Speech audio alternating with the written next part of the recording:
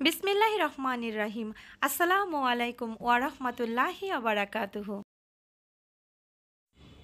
ঈদ মানেই গরুর মাংস, খাসির মাংস, মুরগির মাংস, পোলাও, খিচুড়ি, সেমাই, পায়েস কত কিছু আমরা খেয়ে থাকি। আজকে আমি আপনাদের সবার সাথে একেবারে দারুণ মজার অনেক অনেক বেশি স্বাদের লেয়ার মুরগি রান্না করার রেসিপি শেয়ার করব। আর আজকে আমি যেভাবে আপনাদের সাথে শেয়ার করব, আশা করি এইভাবে আপনারা হয়তোবা অনেকেই খেয়েছেন, আবার অনেকেই হয়তোবা জানেনই না যে এইভাবে মুরগির মাংস রান্না করা যায়। ঈদের দিন সকালে তো সবার বাসায় মুরগি রান্না করা হবে। যদি এই রেসিপিটা রান্না করা হয় তাহলে কিন্তু পুরো ঈদটাই জমে যাবে। প্রথমেই আমি একটা কড়াই নিয়েছি আর এখানে একটা 2.5 কেজি ওজনের লেয়ার মুরগি নিয়েছি। লেয়ার বলতে কিন্তু শক্ত মুরগিটা নিয়েছি এবং চামড়া সহ নিয়েছি।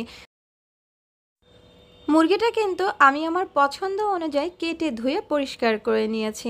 আপনারা যদি কেউ চান যে চামড়াটা খাবেন না, সেই ক্ষেত্রে কিন্তু চামড়াটা ফেলে দিতে পারেন। এখন আমি এখানে এক এক করে মশলা অ্যাড করে দিচ্ছি। প্রথমে দিয়ে দিচ্ছি পেঁয়াজ কুচি। আমি এখানে 1.5 কাপ পরিমাণ পেঁয়াজ কুচি অ্যাড করলাম। দিয়ে দিচ্ছি 2 টুকরো বড় সাইজের দারচিনি, 2টা তেজপাতা, কেউ চাইলে তেজপাতাটা ছিঁড়েও দিতে পারেন।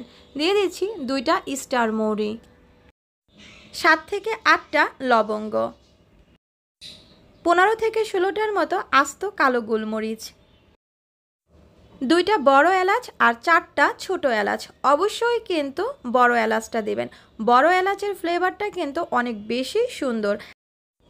এলাচগুলো কিন্তু ছেঁচে থেতো করে দিবেন বিচিগুলো, এতে করে ভিতরের যে ফ্লেভারটা আছে সেটা পুরোপুরি বের হয়ে যাবে। দিয়ে দিলাম স্বাদ মতো লবণ। আমি কিন্তু এখানে একটা চা চামচ নিয়েছি আর চা চামচ দিয়ে কিন্তু উঁচু করে মেপে দিচ্ছি। লাল মরিচের গুঁড়া অ্যাড করে দিলাম 1.5 টেবিল চামচ পরিমাণ, হলুদের গুঁড়া দিয়ে দিলাম 1 টেবিল চামচ পরিমাণ, ধনিয়া গুঁড়া দিলাম 1 চা চামচ পরিমাণ, ভাজা জিরা গুঁড়া 1 চা চামচ পরিমাণ, শাহি গরম মশলা গুঁড়া 1 চা চামচ পরিমাণ, রাঁধুনি গুঁড়া 1 চা চামচ পরিমাণ। এখন অ্যাড করে দিচ্ছি আদা রসুন বাটা 4 টেবিল চামচ পরিমাণ। আপনারা কেউ চাইলে কিন্তু সরিষার তেল দিয়েও রান্না করতে পারবেন, আবার কেউ চাইলে সয়াবিন তেল দিয়েও রান্না করতে পারবেন। এখন আমি এখানে 1.5 কাপ পরিমাণ সরিষার তেল অ্যাড করে দিলাম। হাত দিয়ে এখন সবগুলো উপকরণ ভালোভাবে মাখিয়ে নিচ্ছি। মাংসটা আমি ভালোভাবে মাখিয়ে রেস্টে রেখে দেব 30 থেকে 40 মিনিটের মতো। তবে কারো হাতে যদি সময় না থাকে সেক্ষেত্রে কিন্তু সরাসরি রান্না করে নিতে পারেন। তবে অবশ্যই চেষ্টা করবেন 1 থেকে 2 ঘন্টার মতো ম্যারিনেট করে রেখে দেওয়ার, এতে করে কিন্তু মাংসের স্বাদটা অনেক বেশি ভালো হয়। প্রায় 40 মিনিট পরের অবস্থা দেখাচ্ছি। এখন আমি আবারও একটু ভালোভাবে মাখিয়ে নিচ্ছি। আপনারা কিন্তু দেখেই বুঝতে পারছেন অনেকটা পানি কিন্তু ছেড়ে দিয়েছে। যদি আপনি বেশি সময় রেখে দেন সেক্ষেত্রে কিন্তু এর চাইতেও বেশি পরিমাণ পানি উঠে যাবে। এখন আমি এখানে হাতটা ধুয়ে 1/2 কাপ পরিমাণ পানি অ্যাড করে দিচ্ছি। এর চাইতে কিন্তু বেশি পরিমাণ পানি আমি অ্যাড করব না। কড়াইটা আমি চুলাতে বসিয়ে দিয়েছি আর উপরে 8 থেকে 9টা আস্ত কাঁচামরিচ দিয়ে দিয়েছি। এবার ঢাকনা দিয়ে ঢেকে আমি মিডিয়াম আঁচে রান্না করে নিব। বলকটা কিন্তু চলে এসেছে, এখন আমি নাড়াচাড়া করে দিচ্ছি।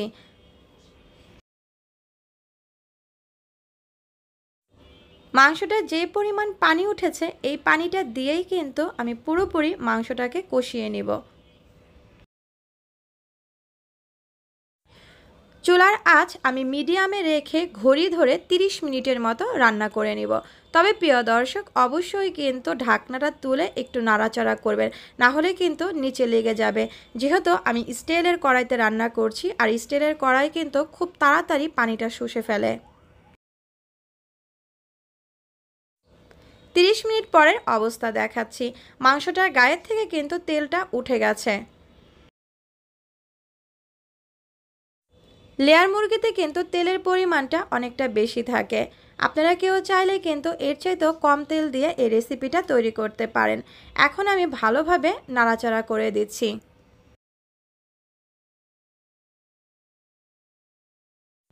কেউ চাইলে কিন্তু এখানে ফুটন্ত গরম পানিটা অ্যাড করতে পারেন, কিন্তু আমি এখানে নর্মাল পানিটাই দিয়েছি।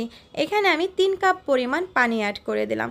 পানিটা দিয়ে এখন ভালোভাবে নাড়াচাড়া করে মিক্স করে দিচ্ছি। ঘড়ি ধরে এখন আমি 1 ঘন্টা 10 মিনিটের মতো রান্না করে নিব, যেহেতু লেয়ার মুরগি, আর লেয়ার মুরগি সিদ্ধ হতে কিন্তু অনেকটা সময় লাগে। সাথে অ্যাড করে দিচ্ছি আস্ত দেশি রসুন। এখানে আমি 5টা রসুন দিয়েছি। আপনারা যদি এর চাইতে বেশি খেতে পছন্দ করেন সেক্ষেত্রে কিন্তু রসুনের পরিমাণটা কমিয়ে কিংবা বাড়িয়ে দিতে পারেন। আস্ত রসুন দিয়ে কিন্তু গরুর মাংস, মুরগির মাংস, খাসির মাংস সব রকমের খাবারই কিন্তু খেতে অনেক বেশি সুস্বাদু। এখন আমি ঢাকনা দিয়ে ঢেকে দিলাম, মিডিয়াম আঁচে রান্না করে নিয়েছি।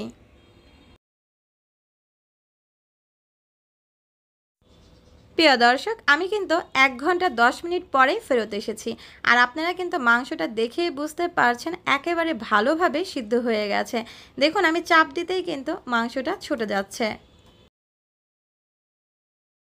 মাংসটা কিন্তু পুরোপুরি সিদ্ধ হয়ে গেছে, মানে তরকারিটা পুরোপুরি হয়ে গেছে। এবার আমি ঢাকনা দিয়ে পাশের চুলাতে কড়াইটা বসিয়ে দিচ্ছি।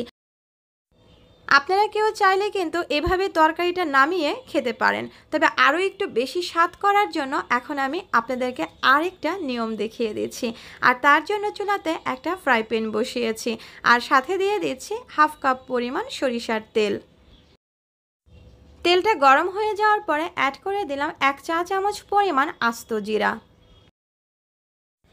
3 থেকে 4টা আস্ত শুকনো মরিচ। শুকনো মরিচ আর জিরাটা এখন আমি ভেজে নিচ্ছি।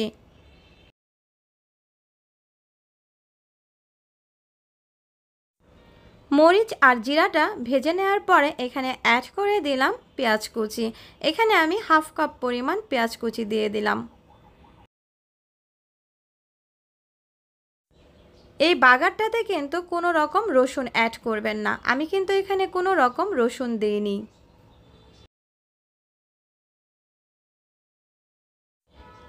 ভাজা কিন্তু হয়ে গেছে, পেঁয়াজটা কিন্তু লাল লাল হয়ে গেছে। এই পর্যায়ে আমি চুলা থেকে নামিয়ে নিচ্ছি। এর চাইতে কিন্তু বেশি পরিমাণ ভাজতে যাবেন না, তাহলে কিন্তু পুড়ে যাবে আর পোড়া পোড়া একটা গন্ধ আসবে তরকারি থেকে। মুরগির মাংসতে এখন আমি ফোড়নটা দিয়ে দিচ্ছি।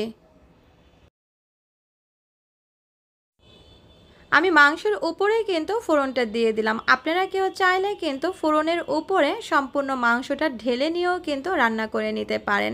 এবার আমি ফোড়নটা ভালোভাবে দিয়ে নাড়াচাড়া করে মিক্স করে নিচ্ছি। অসম্ভব সুন্দর একটা ফ্লেভার আসে এই মুহূর্তে, মনে হয় যে আসলে চুলা থেকে নামিয়েই খেয়ে ফেলি, এতটা চমৎকার লাগে এই রেসিপিটা।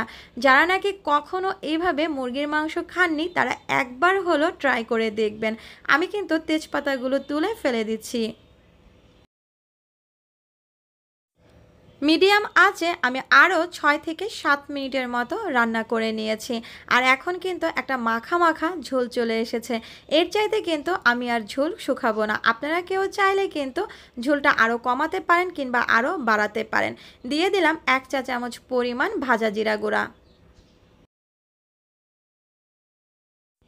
রসুনটা কিন্তু চাপ দিলেই দেখবেন একবার মোমের মতো গলে ভিতরের মাংসটা বের হয়ে আসছে, আর খেতে যে কতটা ভালো লাগে সেটা আসলে না খেলে বুঝতে পারবেন না। তবে রসুনটা কিন্তু আমি যেই অবস্থাতে দিয়েছি সেই অবস্থাতে দিবেন। যদি এর চাইতে আরও পরে দেন তাহলে কিন্তু রসুনটা একটু শক্ত শক্ত থেকে যায়। ব্যাস প্রিয় দর্শক, তৈরি হয়ে গেল দারুণ মজার, মানে অনেক অনেক বেশি স্বাদের লেয়ার মুরগি রান্না। আশা করি এবারের ঈদে এই রেসিপিটা আপনাদের কাছে একটু হলেও ভালো লাগবে ইনশাল্লাহ। যারা নাকি কখনো ট্রাই করেননি তারা অবশ্যই এবারের ঈদে একবার হলো ট্রাই করে দেখুন যে কতটা মজার রেসিপি আমি আপনাদের সাথে শেয়ার করেছি। আর যদি ভালো লাগে তাহলে অবশ্যই কমেন্টে জানাবেন রেসিপিটা আপনাদের কাছে কেমন লাগলো। তাহলে প্রিয় দর্শক, আজকের মতো এখানে বিদায় নিচ্ছি। আপনাদের সবাইকে অগ্রিম ঈদ মোবারক। আসসালামু আলাইকুম ওয়া রাহমাতুল্লাহি ওয়া বারাকাতুহু।